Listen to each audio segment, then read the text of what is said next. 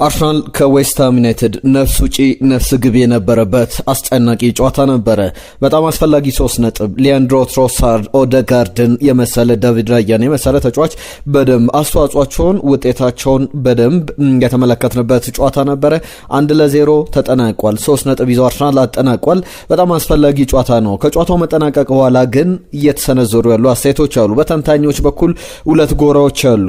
የአርሰናል ጎል መሻር ነበረበት የሚሉና የአርሰናል ጎል መጽደቅ ነበረበት የሚሉ ብዙ ድምጾችን እየሰማን እንገኛለን። በዝርዝር የተሰጡ አስተያየቶችን የናንተንም ትናንትና የመጡ ግምት አስተያየት ስለ ጨዋታው የተነሱ ሀሳቦችን የነገርናችሁ እንቆያለን። ዝውውሮችን በስፋት ይዘናል።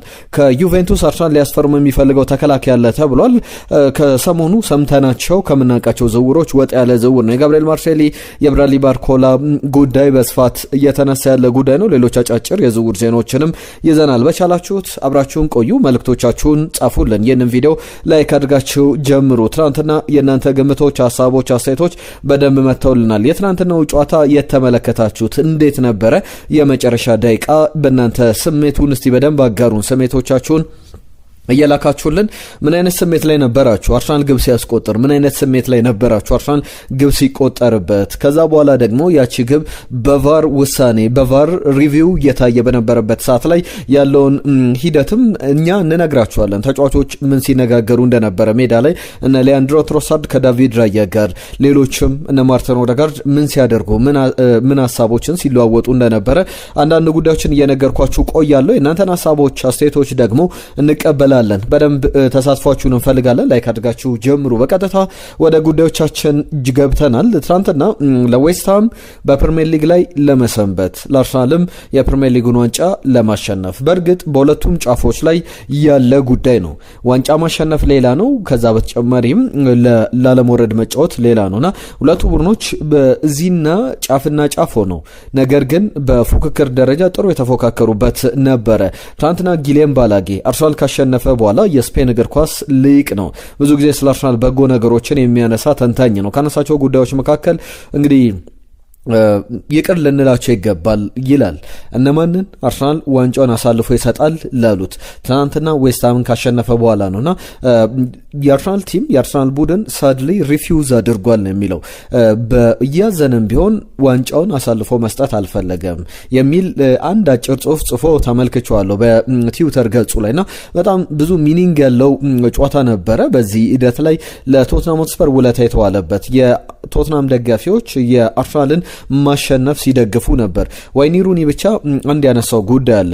የማንቸስተር ሲቲ ደጋፊዎች፣ የማንቸስተር ሲቲ ተጫዋቾች፣ የማንቸስተር ሲቲ አሰልጣኞች፣ የማንቸስተር ሲቲ የክለቡ ሰዎች በአጠቃላይ የትናንትናው የቫር ውሳኔ እንዲጸድቅ ወይም በቫር ከመታየቱ በፊት በነበረው ጎሉ እንዲጸድቅ ይፈልጉ ነበር። የቶትናም ደጋፊዎች፣ የቶትናም አሰልጣኞች፣ የቶትናም ተጫዋቾች፣ የአርሰናል ተጫዋቾች በሙሉ ደግሞ በተቃራኒው የዌስትሃም ያስቆጠረው ግብ እንዲሻር ይፈልጉ ነበር የሚል አስተያየቱን አስገራሚ አስተያየት ሲሰጥ ተመልክቼዋለሁና እናንተስ እንዴት ያለ ስሜት ላይ ነበራችሁ? ጨዋታው 1-0 በሆነ ውጤት ተጠናቋል። በእርግጥ አርሰናል እዚህ ጭንቅ ውስጥ የገባው መጀመሪያ ደቂቃዎች ላይ 2-3 አጋጣሚዎችን ፈጥሮ ነበረ። በደንብ ለግብ የቀረቡ ነበሩ። እንደ ድል ሆኖ ግቦቹ አልተቆጠሩም። ዋጋ ግን ያስከፈለ ነበር። እንዳጠቃላይ ብዙ ማለት ይቻላል ከዌስትሃም ጋር ያለውን ፈተና ተሻግሮታል፣ ጉድጓዱን አልፎታል፣ ዘሎታል ማለት ይቻላል። ካልሙልሰን በመጨረሻ ደቂቃ ላይ ያስቆጠራት ግብ ብዙ ነገር ልትቀይር ትችል ነበር። ዳቪድ ራያ ከማቲያስ ፈርናንዴዝ ጋር የአንድ ለአንድ አጋጣሚ ላይም የነበረው ሂደት ብዙ ማለት ይቻላል። የሚኬል አርቴታ ትናንትና ስህተቶች ከነበሩ ጉዳዮች መካከል ማርቲን ዙሜንዲን 28ኛው ደቂቃ ላይ ቀይሮ ማስገባቱ ነበር። ቤን ዋይት ሲጎዳ ዴክላን ራይስን ወደ ቀይ መስመር ተከላካይነት አድርጎ ማርቲን ዙሜንዲን ለመጠቀም አማካኝ ስፍራ ላይ ከሉዊስ ስኬሊ ጋር ለመጀመሪያ ጊዜ ለማጣመር ሞክሮ ነበር። ያልሰራ ቅያሪ እንደነበረ ተመልክተናል። ከዛ በኋላ 67ኛው ደቂቃ ላይ ወይም በሜዳ ላይ 29ኛው 28ኛው ደቂቃ ላይ ከገባ በኋላ 67ኛው ደቂቃ ላይ ተቀይሮ ሲወጣ 39 ደቂቃዎችን ብቻ በሜዳ ላይ አሳልፎ ማርቲን ዙቢሜንዲ በ39 ደቂቃዎች ልዩነት ከሜዳ ተቀይሮ እንዲወጣ ምክንያት ነበረና የሚኬል አርቴታም ቅያሪ በጣም ፍጹም ስህተት የነበረው ነው። የዌስትሃም የቫር የተሻረው ክሪስ ከቨና የማል አልቤትሩ መጀመሪያ ጎል ብለው ያጸደቁትንም መንገድ ደግሞ ማንሳት ያስፈልጋል። ሊያንድሮ ትሮሳርድ አስቀድሞ ግብ ያስቆጠረበት መንገድ በጣም የሚገርም ነው። እዚህ ግብ ላይ ማርቲን ኦዴጋርድ የሚገርም አስተዋጽኦ አድርጓል። 23 ደቂቃዎችን ነው በሜዳ ላይ ያሳለፈው። ኦዴጋርድ የቡድኑ አምበል ነው። ተቀይሮ ከገባ ጀምሮ ወደፊት የሚያቀብላቸው ፕሮግረሲቭ ፓሶች በጣም አስፈላጊ ነበሩ። አርሰናልን ወደ ዋንጫ እንዲያመራ ያደረጉት ነበሩና ማርቲን ኦዴጋርድ በቅርብ ጊዜያት ላይ ብዙ ሲብጠለጠል ነበር፣ ብዙ ሲተች ነበረ። የሚያሳየው ብቃቶች ደግሞ በአርሰናል መቆየት ይገባዋል ብለው ጥያቄ እንዲነሱ ምክንያቶች ነበሩ። ሪስፖንሲቢሊቲውን ግን ኃላፊነቱን ትናንትና ተወጧል። አሲስት አድርጓል። ብዙ ተጫዋቾችን አልፎ ከገባ በኋላ ለማርቲን ኦዴጋርድ ለሊያንድሮ ትሮሳርድ ያቀበላት ኳስ በሲዝኑ ላይ ዲፋይኒንግ ሞመንት ላይ አስፈላጊ ግብ ሆና ተመልክተናታል። ዋጋዋ በደንብ በብዙ መንገድ ልትመዘን የሚገባት ነው። ሚኬል አርቴታ ከጨዋታው መጠናቀቅ በኋላ እየሰጣቸው አስተያየቶች አሉ። በእርግጥ በዛ በተሻረው ግብ ላይ የማርቲን ኦዴጋርድ ከዦን ክሌር ቶዲቦ ጋር አንድ ለአንድ ሲተናነቁ ነበር። ዴክላን ራይስ የሬስሊንግ ፊልም ይመስል ነበር ከኮንስታንቲን ማቭሮፓኖስ ጋር።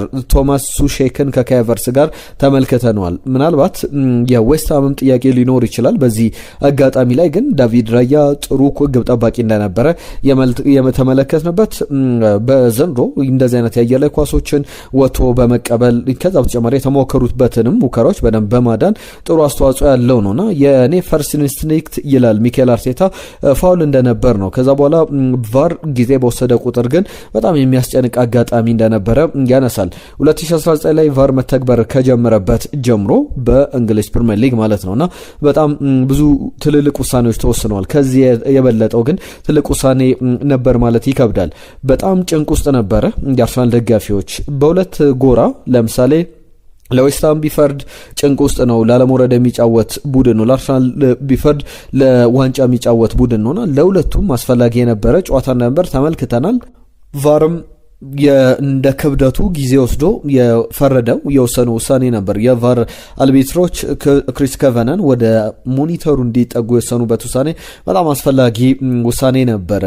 ወደ 6 ደቂቃ ፈጅቷል። ከ6 ደቂቃ ውስጥ ደግሞ 25 ጊዜ ቪዲዮውን ደጋግመው በተለያዩ አንግሎች በተለያየ በኩል ሲመለከቱት ነበር። መጨረሻም ውሳኔው ለአርሰናል ሆኖ አርሰናል በስቶፔጅ ታይም ላይ ያገኛት 2 ነጥብ በዋንጫ ፉክክሩ ላይ ትልቅ ሴ ይኖራታል። አርሰናል ባለፉት 7 የፕሪሚየር ሊግ ጨዋታዎች ላይ ብቻ አይደለም ያለፉት 5 ጨዋታዎች ላይ 7 ጨዋታዎች ላይ ብንመለከት በሁሉም ውድድሮች ላይ በፈርስት ሃፍ ላይ ግቦችን ያስቆጥራል። ሰከንድ ሃፍ ላይ ግን ግብ እያስቆጠረ አልነበረም። የባለፈው ሳምንት መርሃ ግብርን ብንመለከት ከዛ በፊት የነበሩ ጨዋታዎች ላይ ፈርስት ሃፍና ሰከንድ ሃፍ ያለው እንቅስቃሴ የተለየ ነው። በተለይ ጉዳት ብቻ አይደለም፣ ከጉዳትም በተጨማሪ የድካምም ነገሮች በደንብ ይስተዋሉ ነበርና ሊያንድሮ ትሮሳርድ ያስቆጠራት ግብ ሚኒንግፉል ነበረች።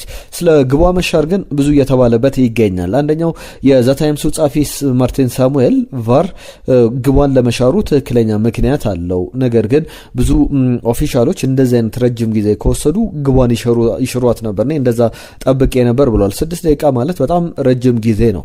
ሮይ ኪን ደግሞ በቫር በኩል ሁሉ ነገር ቼክ እንደሚደረግ ሜዳ ላይ ያሉ ተጫዋቾች ማወቅ አለባቸው ይላልና ያን ያክል ትልቅ ጫና ውስጥ ገብቶ ለቫር የተሰጠው ሚና ለአርሰናል በኩል አስተዋጽኦ እንዳለው ሁሉ በተለይ ደግሞ ቼክ እንደሚያደርግ የሚያውቅ ተጫዋች ለምሳሌ ፓብሎን ይጠራል። ፓብሎ ሚኬል ዳቪድ ራያ ላይ ያንን ስህተት መስራት አልነበረበትም፣ ምክንያቱም ቫር ነገሩን እንደሚመለከተው ማወቅ ነበረበት ይላልና በጣም የፓብሎ ውሳኔ ዳቪድ ራያን ከማነቅ ያልተናነሰ ነውና እንደዛ ማድረግ አልነበረበትም ብሎ ያስቀመጣቸው ነገሮች አሉ። ከዛ ውጪ ኢያን ራይትም በተመሳሳይ ያነሳው ጉዳይ አለ። ዳቪድ ራያ ኳሱን ሊይዘው በጣም ጥሩ ፖዚሽን ላይ በቀላሉ ሊይዘው ይችል ነበር፣ ነገር ግን እንዳይዘው ያደረገው ነገር ኢምፔድድ ተደርጓል። ኳሷን እንዳይዛት ጫናዎች ነበሩበት።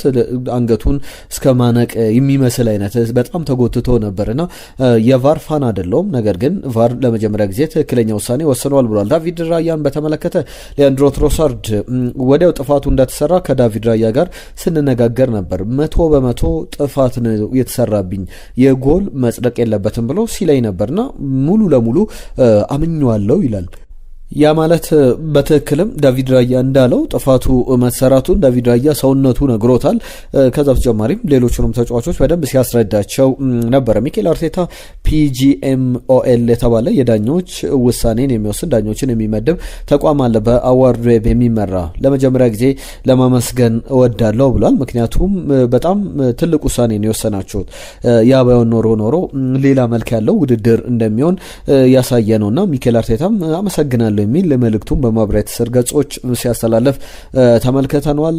ከዛ በተጨማሪም ኮንሲስተንሲ ላይ አሁንም የሚነሳ ጉዳዮች አሉ። ከኦደጋርድ ጋር በተያዘ ስንፋለም የነበር ነው አሁንም ያለ ነው ለትልቅ ዋንጫዎች ነው። አሁን ለሁለት ዋንጫዎች እየተፋለምን እንገኛለን እና የለኛ ትልቅ ክብር ነው። ትሮሳርድ ግብ ሲያስቆጠር ተመልክቼዋለሁ፣ ሲጮህ ተመልክቼዋለሁ እና ያደረጋቸውንም ታቾች የነካቸውንም ኳሶች ተመልክቻለሁና ሁሉ ጊዜ ትልቅ ሞመንት ላይ የሚገኝ አይነት ተጫዋች ነው። ሁሌ እንደዚህ ነው። ትልቅ ሞመንት ላይ በጣም ካልም ነው፣ የተረጋጋ ነው። ከዛ በኋላ ወደ ቀጣይ እርምጃ ቶሎ የሚሄድ አይነት ተጫዋች ነው ይላል።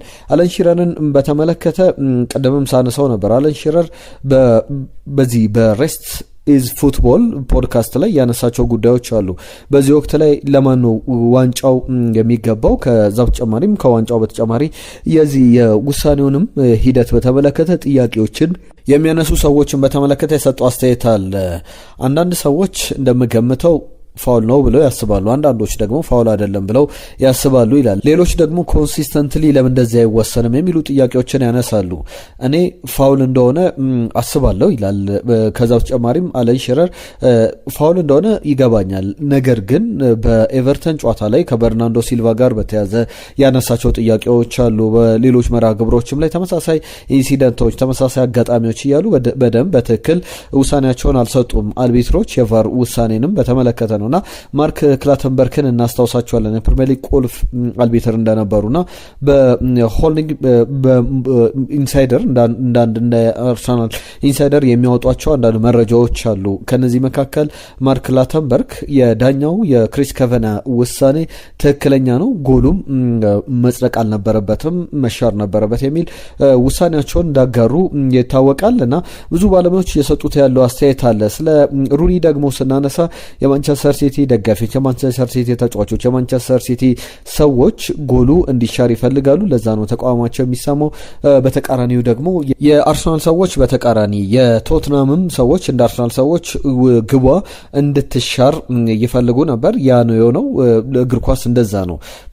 በሚደግፉት ክለቦች ተጫዋቾች ያን ያክል ተጽዕኖ ውስጥ ሊገቡ ይችላሉ የሚል አስተያየቱን ሲሰጥ ነበረ። ስለ ሪዮ ፈርዲናንድ ደግሞ እናንሳል። ሊያንድሮ ትሮሳርድን በተመለከተ በጣም ዝቅተኛ ግምት አንደርስትሜት የሚደረግ ተጫዋች ነው፣ ያ መሆን የለበትም ይላልና ሰዎች አንደርስትሜት ያደርጉታል፣ ዋጋውን ከሚገባው በታች ዝቅ አድርገው ይመለከቱታል። ነገር ግን ትልቅ አቅም ያለው ተጫዋች ነው በሚል ስለ ሪዮ ፈርዲናንድ ስለ ሊያንድሮ ትሮሳርድ ያነሳው ጉዳይ አለ። ባለፈው የማሸነፊያ ግብ አስቆጥሯል። ከዛ ውጪ በቻምፒየንስ ሊግ ላይ የነበረው ጉዞን ተመልክተናል። አሁንም በፕሪሚየር ሊግ ላይ የውድድር ዓመቱ መጀመሪያ ላይ ያሳያቸውን ብቃቶች በደንብ ተመልክተናል። ከዚህ በኋላ ሊያንድሮ ትሮሳርድ በቋሚ 9 ቁጥር እንዲሰለፍ ጥረት ማድረግ ያስፈልጋል። ጸጉሩን ተቆርጧል። አሁንም ከዚህ በላይ ጸጉሩ ዝቅ እንዲል ሊያስፈልግ ይችላልና ምናልባት በቀጣይ የሚኖሩ ለውጦች ካሉ በደንብ እየተመለከተን እንቆያለን። የእናንተ መልእክቶች ትናንትና በስፋት መጥተውልናል። አዲኖ ቦይ እጅግ በጣም ስለጨነቀኝ ነው፣ ካሸነፍን በራስ በኩል አረጋግጣለሁ፣ በራሴ በኩል አርሰናል ዋንጫ ማሸነፉን የሚል ሀሳብ ልኮልናል። ሰይፈ የጻፈልን መልእክት አለ። ሌሎችም ግምቶቻችሁ፣ ሀሳቦቻችሁ፣ አስተያየቶቻችሁ መጥተውልናል። ደጁ ለቆ አርሰናል 2-1 በሆነ ውጤት ያሸንፋል ብሎ ነበረ። ቶፊቅ ያኬሬ ሰላም ቤተሰቦች፣ ዛሬ ድሉ የኛ ነው። ከዛ በተጨማሪ ኢንሻአላህ ብሏል። ዌስትሃም 4-3 ወይም ዌስትሃም 3-0 በሆነ ውጤት ይሸነፋል የሚል ሀሳቡን ሲያካፍል ነበረ። ኢዝቅኤልም በተመሳሳይ 3-0 ውጤት አርሰናል ያሸንፋል የሚል ግምት ነበረው። ራይስ 3-1 ራይስ የተባለ ስም ነው። 3-1 በሆነ ውጤት አርሰናል ያሸንፋል የሚል ግምቱን አስቀምጧል። ፔት ሞብ የተባለ የተባለ አድማጫችን ፒተት ሞብ አርሰናል የዛሬ ያሸንፋል ዌስትሃምን 2-1 በሆነ ውጤት የሚል ኤንዞ ወደ አርሰናል ቢመጣም ጥሩ እንደሆነ ግምቱ ልኮልናል።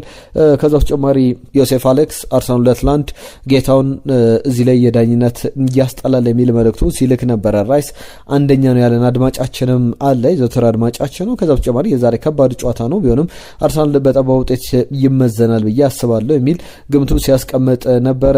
ዛሬ ደግሞ በቶትናም በኩል የመጣው ቢኒያም አህመድ የጻፈው መልእክት አለ። አርሰናል ደጋፊዎች እንግዲህ ዛሬ ቶትናምም የአርሰናል ደጋፊ ሆነው እንመለከቷለን ሲል ነበረ። በላይነህ አርሰናል 2-0 አሸንፏል። አንዲ ቦይ አርሰናል በጣም ተቸግሮ ካሸነፈ በራሴ በኩል አረጋግጫለሁ ማለት ነው፣ ዋንጫ ወደ አርሰናል መሄዱ ምንም አያጠራጥርም የሚል መልእክቱን ሲጽፍ ነበር። ሌሎችም አየነው ሙሉዓለም ስለ ዝውውሩ ስለ ኤምባፔ መምጣትና ለመምጣት ያነሳቸው ጉዳዮች አሉ። ኤምባፔ ለአርሰናል አያስፈልግም ያለን ኦልዋን የተባለ አድማጫችን ነው። ግለኛ ነው፣ ቡድኑን ይረብሻል፣ ለሱ ከመክፈል 3 የቡድን ተጫዋቾችን ማምጣት የተሻለ ነው የሚል ነገር አንስቷል። አየነው ሙሉዓለም ስለ ዝውውሮች ጠይቆናል። ሁላችሁንም ከልብ እናመሰግናለን። የመጨረሻ 2-3 ዝውውሮችን ላንሳና አርሰናል ባለፉት 5 ጨዋታዎች ላይ በጣም የሚገርም ብቃትን አሳይቷል። 4 ክሊን ሺቶችን ምንም ግብ ሳይቆጠርበት ደግሞ የወጣባቸው ጨዋታዎች አሉና በጣም የሚገርም ጊዜን እያሳለፈ ይገኛል። አሁን ደግሞ የፕሪሚየር ሊጉ ጨዋታዎች 2 ጨዋታዎች ቀጣይ ሰኞ የዛሬ ሳምንት ከበርንሌ ጋር ይጫወታል። ከዛ በላይ ክሪስታል ፓላስ መርሃ ግብር ደግሞ በሳምንቱ መጨረሻ ይደረጋል። የመጨረሻ ጉዳዮችን ላንሳ። ከዝውውር ጋር በተያዘ ኤታን ንዋኔሪን በተመለከተ በቸልሲ በጥብቅ እየተፈለገ ይገኛል። ብዙ ዘገባዎች ያንን ያሳያሉ። ከጋብሪኤል ማርሴሊ ጋር በተያዘ ደግሞ የካታላኑ ክለብ ጋብሪኤል ማርሴሊን ለማስፈረም ፍላጎት እንዳለው የሚያሳዩ ዘገባዎች አሉ። የአንድሪያ ካምቢያሶ ጉዳይም ይነሳል። የዩቬንቱሱ ቨርሳታይል ተከላካይ በአርሰናል እየተፈለገ ይገኛል። የተለያዩ ክለቦች ይፈልጉታል። ዩቬንቱስም ተጫዋቹን በደንብ ለማቆየት ፍላጎት ቢኖረውም እስከ 30 ሚሊዮን ፓውንድ ድረስ እየተገመተ ይገኛል። ዲፌንደር ነው። በተለያዩ ቦታዎች ላይ በመሃል ስፍራም በመስመር ተከላካይ ቦታ ላይ መጫወት ይችላል። የካምቢያሶ ጉዳይ በአርሰናል በጥብቅ እየተፈለገ ነው። የብራድሊ ባርኮላም ዝውውሮች ስፖርት ይዞት የወጣው ዘገባ በተለይ ብራድሊ ባርኮላም በተመለከተ የቀጣይ የአርሰናል ተጫዋች የሚሆንበት እድል እየሰፋ መምጣቱን የሚያሳዩ ዘገባዎች አሉ። መጨረሻ ቀናት ያሉ የዝውውር ጉዳዮችን ሌላም ጊዜ ላይ ነገም በአዳዲስ መረጃዎች በስፋት ስንመለስ ስለ ዝውውሮቹ እናነሳለን። ሀሳብ አስተያየቶቻችሁን ላኩልን። ባነሳናቸው ጉዳዮች ላይ መልእክቶቻችሁን እንጠብቃለን። የዛሬን ግን እዚህ ላይ ያበቃን። ጤና ይስጥልን።